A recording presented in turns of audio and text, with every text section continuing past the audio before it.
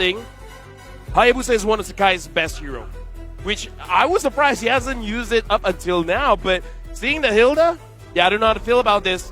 Now, you know what? I just want to throw it over to the casters. Down to the last pick, it seemed like Yoodo Red Giants were going 50-50 against the MSC 2023 champions. Welcome to the casters. Gideon!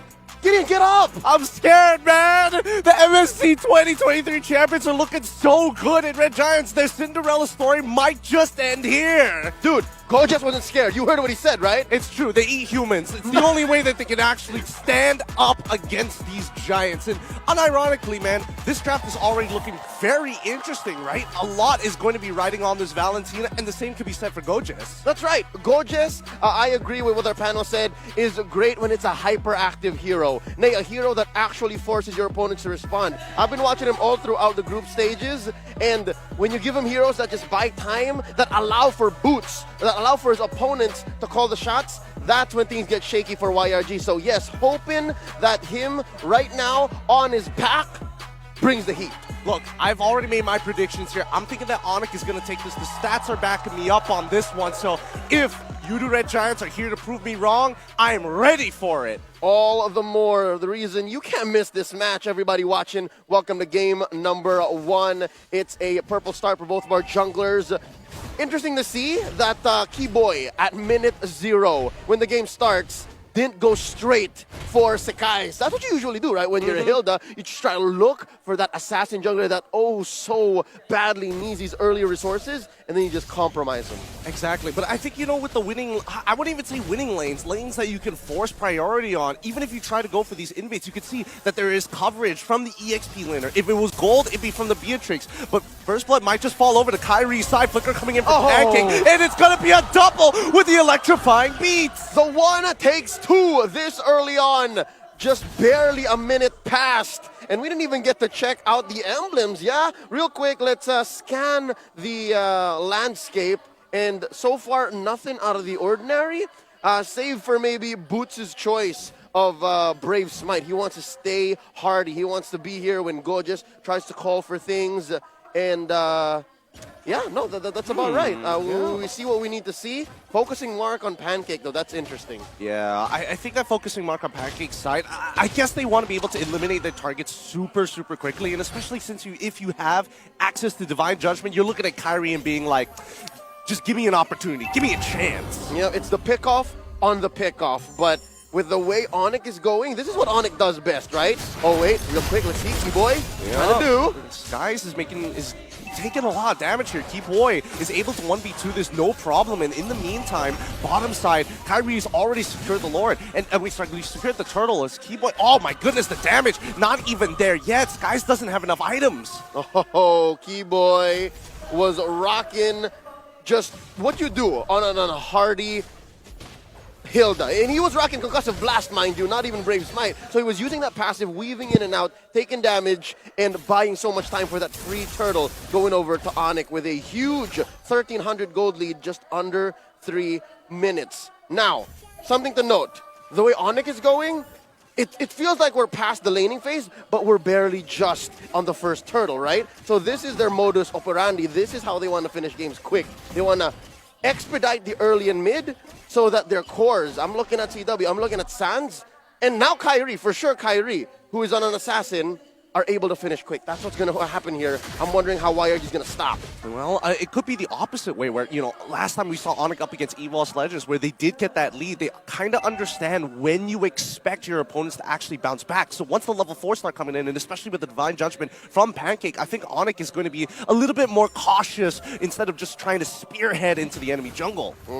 And that's the answer from YRG. They got to be able to make Onic think twice about their direction, think twice about the tempo that they're going at, and that's the best thing you can do against a Hilda. Right now, Pancake gets jumped on. Zach Cutie to the answer. Yep, Keyboy, he's able to, waiting until the very last second, the RWM and Divine Judgment guarantees the kill with the Oki. Shadow kill, Kyrie wants to get into the middle of this. Gorgeous is kind of low. I don't think he should be here, but Skies can't afford to lose his purple buff. Kyrie steals it away. Oh no, this is a Hayabusa that badly needs it. For the price of Keyboy, I'd say that's a bargain. Oh wow!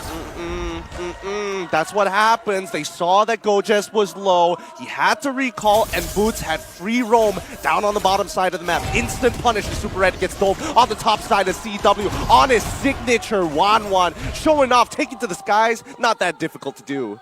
There's a reason why they call Onic the Kings of the Sky. And because of these wins, in bot, in top, another free turtle going over. And this will now grow their lead to about 2,000 plus, right? There you go. You just saw the screen reflected. Just under 5 minutes, we're looking for Onic to turn these into permanent gains.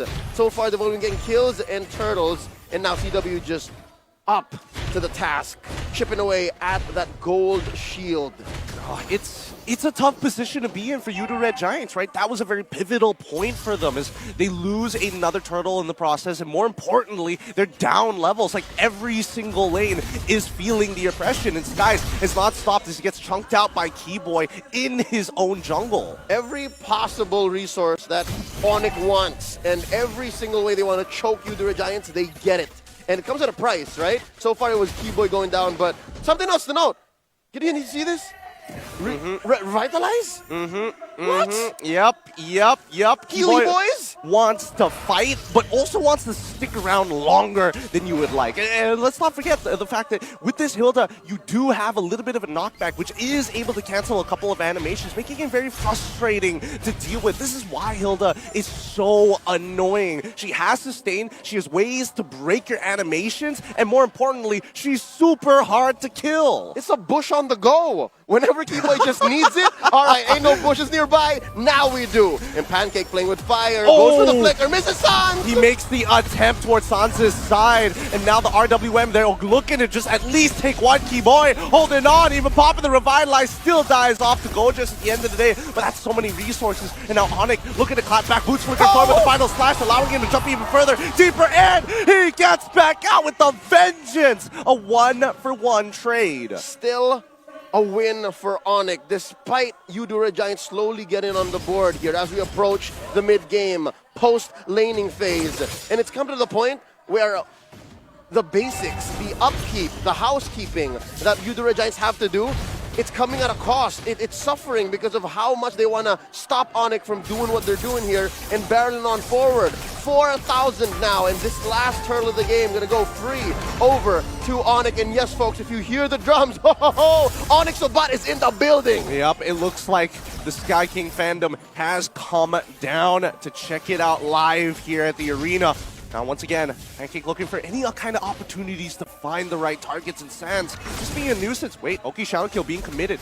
Sans, he's totally fine here. Oh, wait, he goes back into triangle, and it is a solo kill. Skies threads the needle, and now Onic looking to push back. Boots is not going to let him go with a final slash and a guaranteed kill from the side of Keyboy's side. The RWM has been utilized, but Gojes unable to do any more than this. The punish came in so quick, but just the same, you can't deny that this young man has moves. Sans wasn't expecting that. Sans is characteristic to know. He is but this example of a mid laner who knows how to use space and mechanics. There he didn't. There's a pull out of Keyboy! Yep, the combo is clean, and Kyrie looking once again for the opportunity. Doesn't want to go for the kill, just knows, all right, you can take one of my teammates. If it's Keyboy, it's fine. I'll take your purple. Okay, so far, it's only really been Keyboy and Sans fallen. What's that meant for the economy? We can take this time to digest exactly what went on throughout early and mid-game here and digest the item builds that these teams are going for. I can't get over the fact that we're looking at a Hilda with Revitalize, man. Right? When was the last time y'all saw that, right? Even in your own ranked games. Yeah, Hilda usually doesn't go with Revitalize. Half the time it's either you like take a Purify, and even sometimes that Sprint is the most common one. Flicker, just in case you want to be able to like hop into the back line super quick. But many times you don't ever see this Revitalize. Oh, looks like we're already jumping back into the game. Walk me through some of the items that we've seen so far, because they're coming to a point where this 2K lead has already developed to a 5K lead, and if this doubles, that's a death sentence. All right, so there's a huge gold gap between our gold laners, 1,000 and change between Super Red and CW. And you already see here 2 core items for one, and then the other has to work with a Legion Sword and a Fury Hammer. But, as we say, TW now has 3 core items. He's going to farm up so quick. He's got that Wind Talker, and even in a 1v1, right? Even in a 1v1, he can afford to greed out. No Wind of Nature just yet on his lane mate, on Super Red. And we know Yoodo Red Giants, right? They're all in for red. And so far, how far are they from that game plan? Honestly, it's a Beatrix, right? At the end of the day, wait, hold on. Where you see the full combo on Boots' side, he flickers out of there and goes for the final slash. He's using his vengeance to keep alive, almost making it out. Gojas unable to finish the kill. 2-level down difference as Kyrie finds one back. Boots was living on the edge, and he took all of us with him at the edge of our seats. Keyboy spotted out. Will they continue the fight? Sounds very far. All this was just used to buy time. Look at the push that the young Calvin Winata has done on top lane. And he wants to jump, he wants to fly. All right. Honestly, CW at this point. Oh! Sky's getting terrified. And he absolutely demolished here. No purple buff still for him as the Malefic Roar has been purchased. And everything comes for free to Onic this time around. Looking at a 7,000, 8,000 gold lead approaching under 10 minutes. Free Lord. Not to mention, this is going to be difficult. We asked the question, how far are they from the Super Red game plan? Almost light years, folks. I can't sugarcoat this. It's very difficult to play in the position that Yoodo Red Giants are in. And at least here's a little bit of a ray of hope, right? Super Red, number 3 on the gold leaderboard. He's getting there, but he's so behind. 1,000 and change once more, and he's holding on. I wonder if they know that there's this many members. Oh, now they do. Yep, they have a rough idea. At least Void Rift, Void Crystal, sorry, is able to kind of open things up. Keyboy just taunting his opponents, trying to bait any kind of movements. Mental warfare, man. Yeah, it's the psychological warfare, right? Gojas, unfortunately, trying to push Keyboy back into it. Ooh, even baits out the final slash from Boots' side. Very good attempt, but doesn't matter. At the end of the day, Onic, they've got Lord on their side. Yep, a total of about 9,000 gold ahead Onic has over Yoodo Red Giants, which translates to about 1 or 2 major items on the core heroes, if it's spread out well. There's a Lord marching up through top, and worst case scenario, Yoodo Red Giants just loses all of their outer turrets. They can protect their inhibitors with the way it looks, so this is a sign of Onic kind of slowing down. They're just making sure that they can actually... Oh, wait, Sands actually trying to flicker forward. Didn't get in range of Gojas' side. Okay. Let's see, as the second waves are about to start collapsing in, the tier 2s are all done for. All right, so... Y'all saw what we saw, right? The final slash, wasted. The flicker, wasted. Maybe Yoodo Red Giants can build up these small advantages and use these resources to kind of climb back in. I know, easier said than done. But looking at this from the perspective of, we'll take anything, right? Anything to help Super Red get back on top is a big deal. Now, Kyrie. Oh, ouch. I'm looking at the goal difference. I'm seeing that it's almost 9K at this point, building up to that 10K. And especially when you're 11 minutes in the game, like looking at these gold leads, the item power spike differences are so significant, right? Cores are basically finishing off their builds. Yoodo Red Giants are just looking for scraps to get into their second, even third item. Yep, in the past few minutes that we've checked in since, there's already a Wind of Nature on both of our gold laners. So if we're still on this wavelength of where is Super Red, when is he going to come in and save the day for YRG, well, it's not as easy because even CW has a Wind of Nature. So they have to watch out for how he goes in and when he goes in. And the fact is, Kyrie's been pretty mum. The 4 kills on Kyrie, a majority of those came in the early game. Yeah. I mean, that's what allows him to snowball. And it's not even, it doesn't really affect him the most. It affects his laners the most. Like, Sans had the greatest time in the world. He's a level up in the early game. And more importantly, he gets the snowball out of control. And that can be applied to every one of the members of Yoodo Red Giants, right? You want to get that return kill? Guess what? You're 2 levels down. You don't have the numbers. Yep, and I think Yoodo Red Giants understand that dynamic. And that's key to staying in the game, and that's key for the comeback.